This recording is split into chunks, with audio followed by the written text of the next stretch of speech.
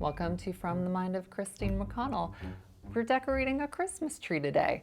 It's kind of a simple episode, but at the same time, I feel like I like the way that I decorate trees, and I feel like it's worthy of making an episode out of. So that's what we're going to be tackling. One thing I will mention is you hear a lot of things being said about like this is the right way to do this or the wrong way to do that. When it comes to decorating, especially something like a Christmas tree, I like a lot of different aesthetics as far as I like minimalist looking trees. I like people that have just thrown everything at their Christmas tree. So I just would say, feel good about however it is that you do it. This is just the way that I do it. So with that said, let's begin.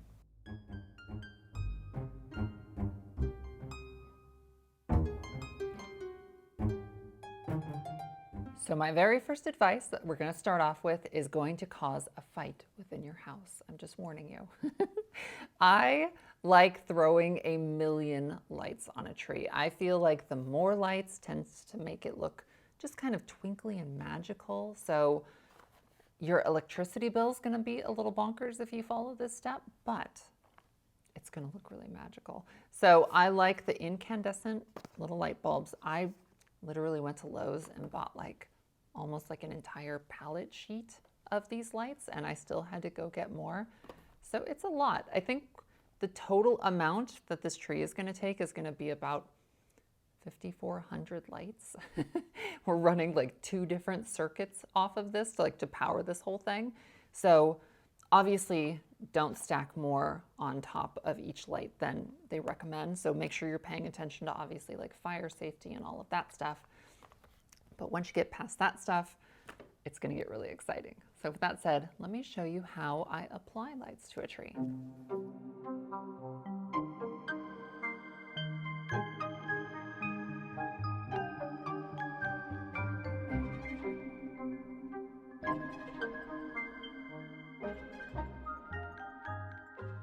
After filming this, I realized that to sort of illustrate what's actually happening here, I needed to go into Photoshop and mock something up.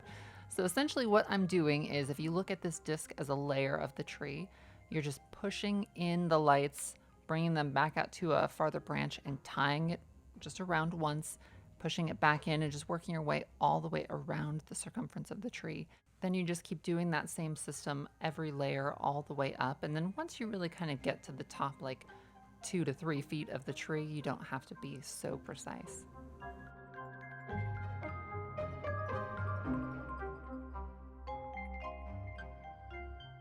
Cute as this little guy is, he gets into everything. So maybe bringing him home like right before going into full-blown working on an episode wasn't the best idea, but he makes for fun company and he's very entertaining.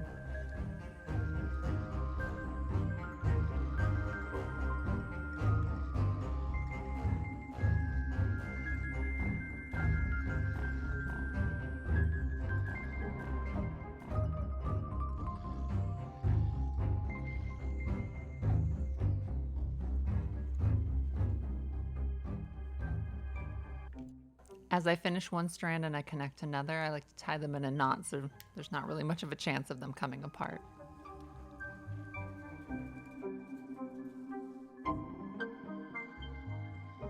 The best tip I can give you on how to do lights really well on a tree is every so often stand back and blur your eyes when you're looking at it.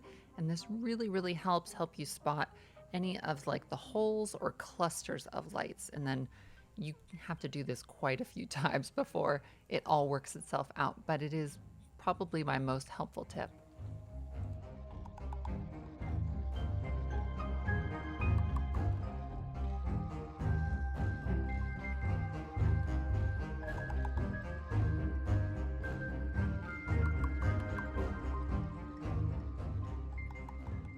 This particular side of the tree, I couldn't reach far enough in with my arms, so I got a little handy doodad grabber, and it kind of worked perfectly. The grip on it wasn't terribly great, so maybe in the future I'll look for something that has maybe a little bit more strength or dexterity. But it was a really great tool in a pinch, and I would strongly suggest picking one up if you've got a gigantic tree that you're going to be decorating.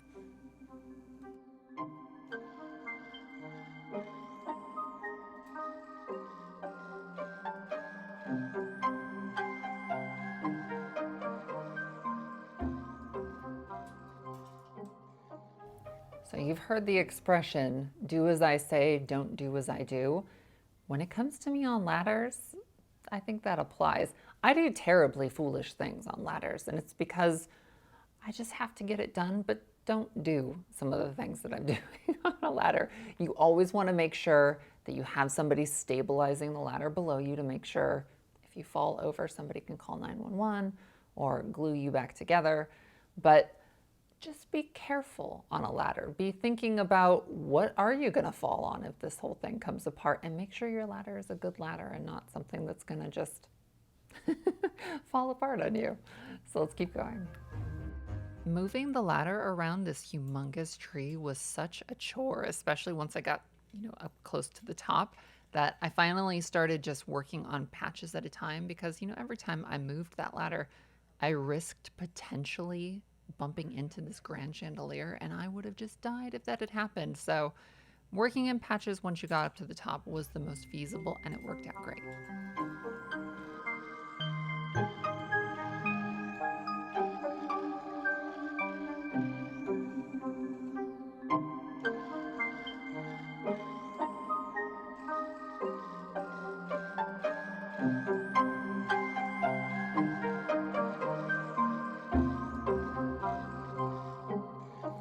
Let's talk about Christmas ornaments.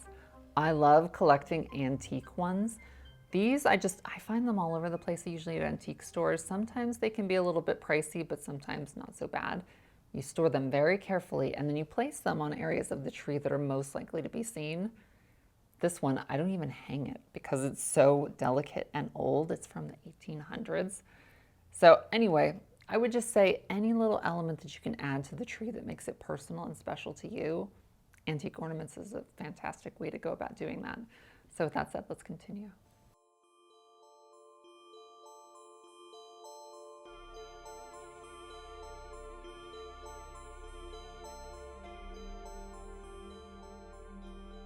To give the tree a little bit of uniformity, I like to decorate the first few layers with modern ornaments that you can get kind of in bulk.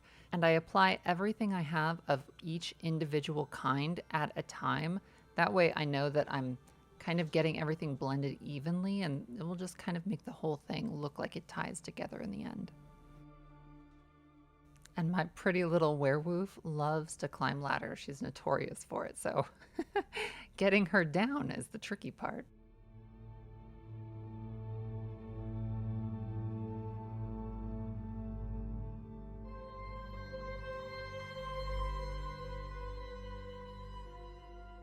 And the moment that crisis was averted, I found myself being followed around by a little fuzzy sock with teeth who just kind of was mauling me everywhere I went.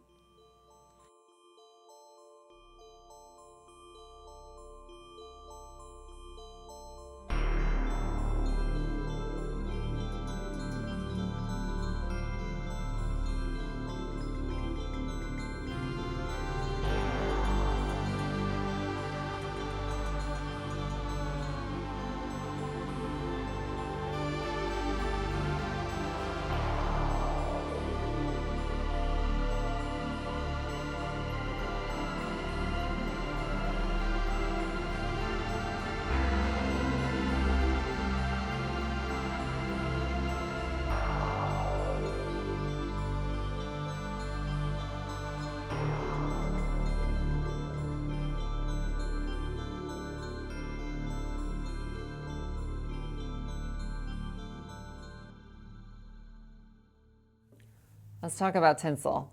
I love tinsel because it's so old-fashioned and pretty, but it's dangerous to your pets. So this is really our theatrical fun tree that we don't always spend all of our time out near it. So we're keeping the cats sort of away from it as much as possible. I did most of the tinsel above the ground, so hopefully they won't get a hold of any of it, and I'll just keep vacuuming if anything comes down. But just be mindful of that. It's so beautiful, but it does have that really terrible hazard that it can cause like a internal blockage or something bad in your pet. So be mindful of that, and let's keep decorating. The only red tinsel I could find was actually sort of a banner decoration. It was intended for a party. So I just cut off the top, and then I just delicately started sprinkling it around here and there.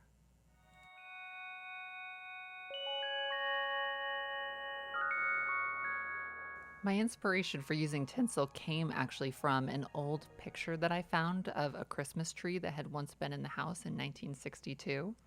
And because I don't know when last there was a tree that was so beautiful and decorated in this house, I just figured it would be a fun way to kind of bring back some of the past into this Christmas.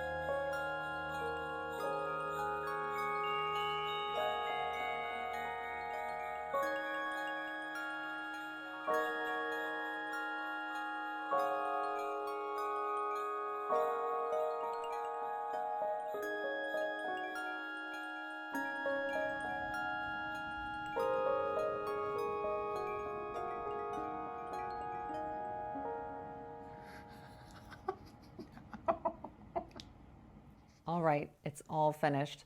I hope you guys like this. I really, really love how it turned out. I've never had a room as tall as this before, and I might have gone a little bit bonkers with the size of this tree. But with that said, I love, filling up a pot to the point that it's like overflowing, and this fits right into that aesthetic. So anyhow, look forward to really fun things that are coming next year. And at the end of the month, we're going to do a live stream that should be really fun. So look forward to that. And in the meantime, have a very happy holiday.